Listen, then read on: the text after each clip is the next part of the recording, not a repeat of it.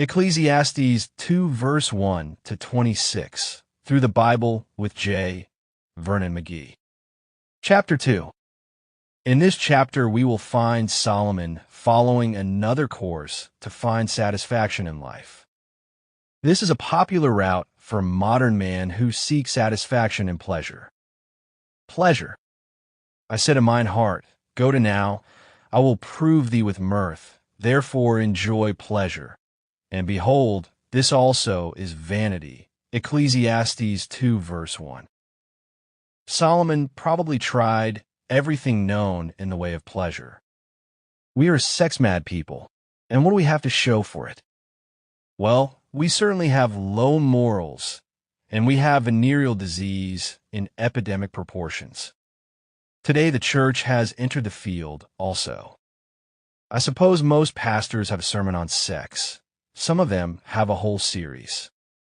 There are many who feel that the church should have a course to teach our young people about sex. I think that is a tragic mistake.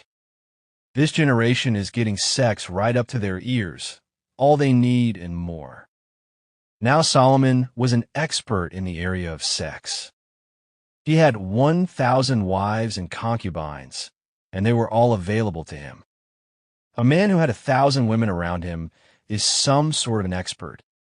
Solomon tried that way to seek satisfaction. Also, he went in for drinking and for entertainment. I suppose he could have put on a performance that would make Las Vegas look like it was Penny Annie or just a sideshow in a small circus. Solomon went all out for pleasure.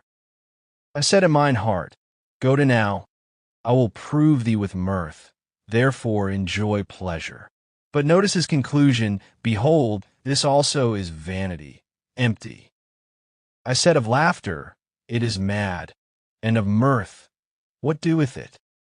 Ecclesiastes 2 verse 2.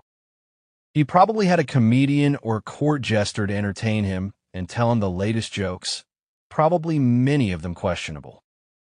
He said, I found this to be a great waste of time.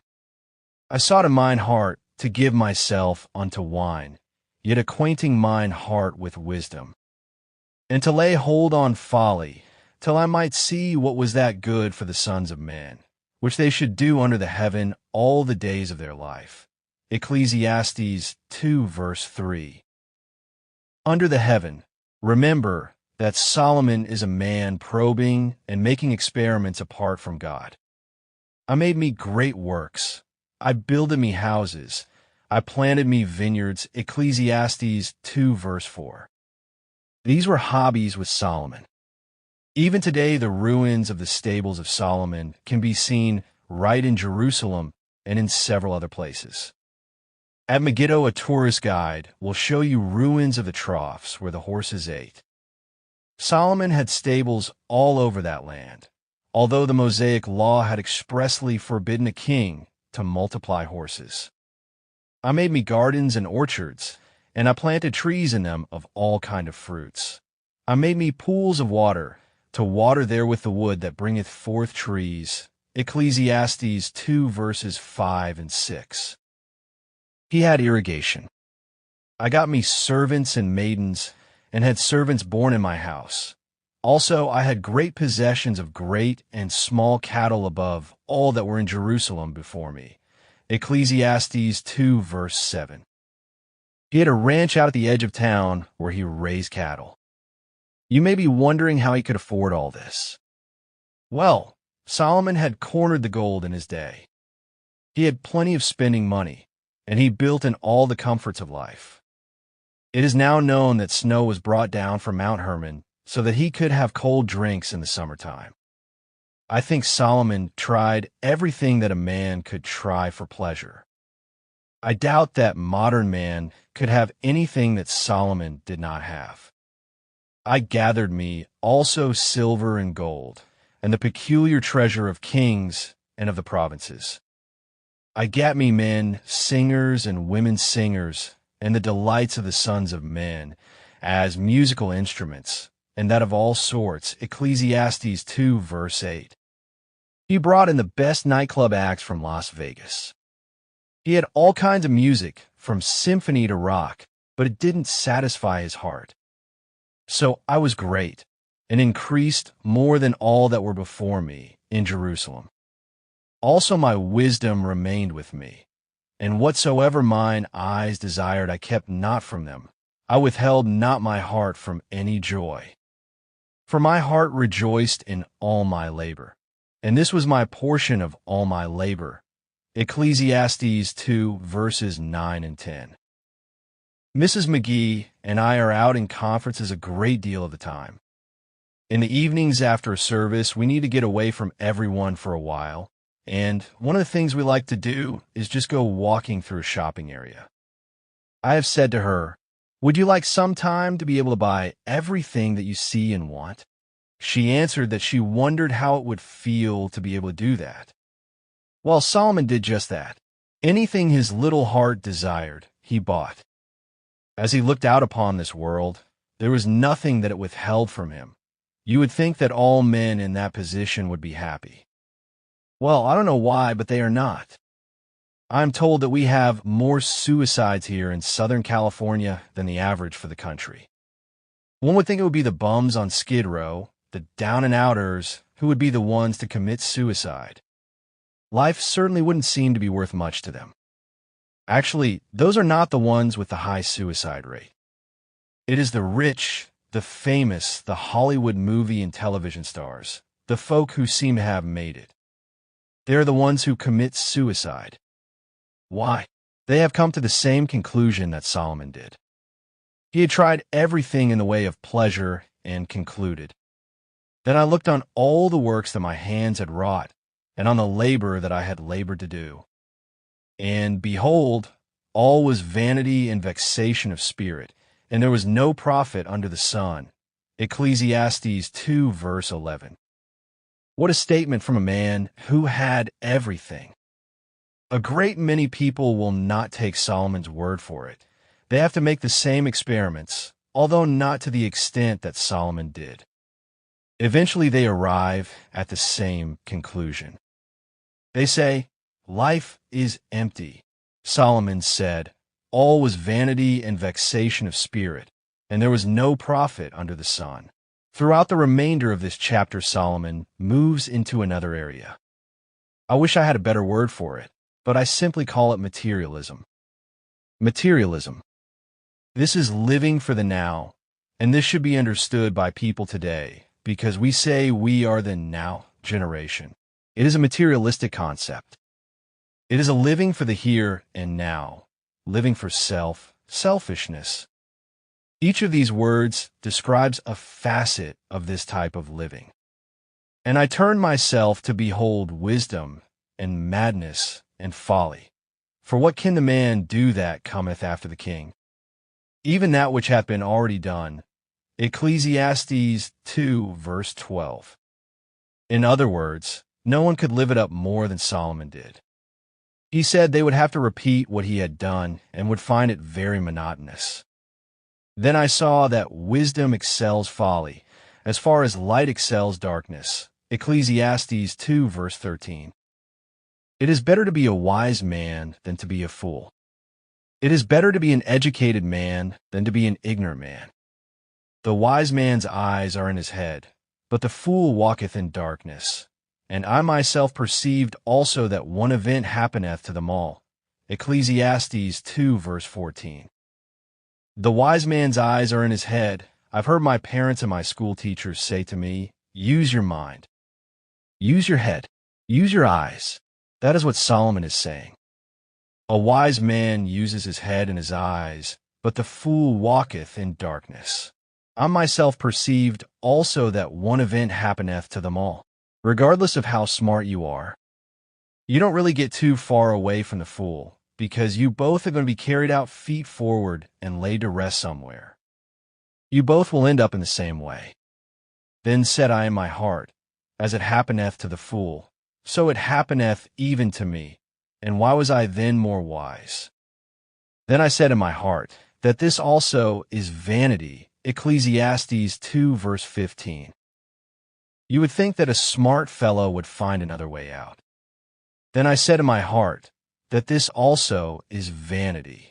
It is interesting that modern man, with all his tremendous inventions and scientific advances, has not been able to extend human life very long. Oh, I know that the average lifespan has been extended by 10 years or more. But put that 10 years down by 1,000 years, or put it down beside eternity, and what do you have? You don't even have a second on the clock of eternity, my friend. Man really hasn't done very much for himself here on this earth. For there is no remembrance of the wise more than of the fool forever, seeing that which now is in the days to come shall all be forgotten. And how dieth the wise man? As the fool, Ecclesiastes 2, verse 16. They die just the same way. You may be innately intelligent. You may have a high IQ. You may have been educated, even have several doctoral degrees, but none of this will help you when it is your time to die. Neither will any of that stop you from dying. When it is your time to go out the door, you will go, and there is nothing in this world that can keep you from it. Therefore I hated life, because the work that is wrought under the sun is grievous unto me, for all is vanity and vexation of spirit. Ecclesiastes 2, verse 17. Let me repeat. Vanity means that which is empty, meaningless, purposeless. With all the work that is wrought under the sun, what has been done? Thomas A. Edison is an example. He worked in a laboratory and developed many things such as the electric light bulb and the Victrola. All of our recording instruments really go back to the work of Edison. He was a genius, but he died just like everyone else. What good did it do him after all? His laboratory is preserved in Fort Myers, Florida. If you're ever down there, it is worth the time to visit the Edison home and laboratory. He worked in that laboratory day and night. He had insomnia of the worst kind, so he had a little bed in his lab where he would lie down for little naps. He worked day and night, trying out many things that never worked out at all. I don't get the impression that life was a thrill for him. I think that Thomas A. Edison found life very boring. Yea, I hated all my labor which I had taken under the sun, because I should leave it unto the man that shall be after me. Ecclesiastes 2, verse 18. I have to go off and leave all of this someday. Have you ever stopped to think about that? What good is it going to do you? Oh, how many folk have worked all their lives to accumulate a little of this world's goods, then they leave it to some godless relative. Some folk intend to leave it to a Christian organization so that their money can propagate the gospel after they are gone. But have you ever stopped to think how many Christian organizations have become apostate and have departed from teaching the Word of God? For example, Mr. John Harvard, who founded Harvard University, was a fundamental believer, and he left his money to propagate the fundamental Christian faith. Today, you wouldn't find fundamental faith within 10 yards of Harvard. They have departed from the faith. The money which Mr. Harvard left has come to be used for the very opposite of what he intended. People today leave money to so-called Christian organizations, but they have no assurance that the organizations will remain true to the faith. We know that Solomon faced this same kind of problem, and 1 Kings 12 tells us what happened. He left the kingdom to his son, and it was his son's foolish arrogance that divided the kingdom. What a tragedy that was! And who knoweth whether he shall be a wise man or a fool?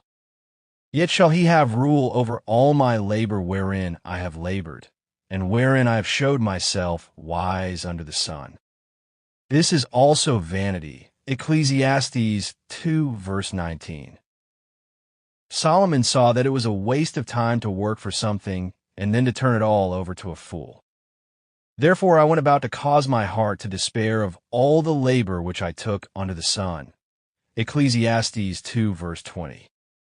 Notice again that this is under the sun, is the view of the man apart from God. This is not the man in Christ seated in the heavenly places of Ephesians 2, verse 6. This view under the sun always leads to pessimism. For all his days are sorrows, and his travail grief. Yea, his heart taketh not rest in the night. This is also vanity. Ecclesiastes 2 verse 23. Solomon found out that it didn't do any good to worry about it, because there was nothing he could do about it. There is nothing better for a man than that he should eat and drink, and that he should make his soul enjoy good in his labor. This also I saw, that it was from the hand of God. For who can eat, or who else can hasten hereunto, more than I? For God giveth to a man that is good in his sight wisdom, and knowledge, and joy. But to the sinner he giveth travail, to gather and to heap up, that he may give to him that is good before God. This also is vanity and vexation of spirit. Ecclesiastes 2 verses 24 and 26. If you're living just for self, whether you are God's man or an unregenerate sinner, it will come to naught. It will lead to bitterness in your heart, and you'll be holding nothing but dead leaves in your hands at the end.